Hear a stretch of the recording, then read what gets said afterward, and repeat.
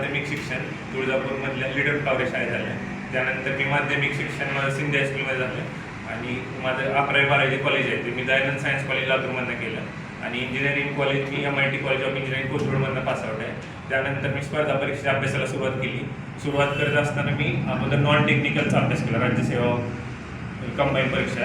त्यामध्ये मला यश लवकर येत नसल्यामुळे मी कोविडच्या काळानंतर मी टेक्निकलकडे वळलो आणि त्या टेक्निकल पहिल्या ज्यावेळी 2022ला ॲड आली ATPची, तर त्या ATPच्या ॲडमध्ये माझं 2 मार्काने इंटरव्ह्यूचं सिलेक्शन राहिलं.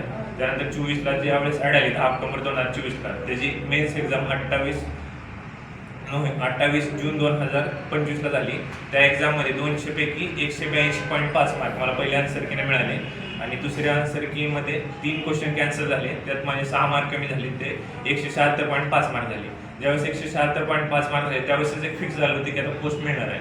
पण मधला 8 महिन्याचा इंटरव्ह्यूच्या तयारीसाठी काळ मला मिळाला. त्यामध्ये मी पूर्ण वेळ इंटरव्ह्यूची तयारी केली आणि त्याचा फायदा असा झाला की मी महाराष्ट्रात प्रथम आलेलो.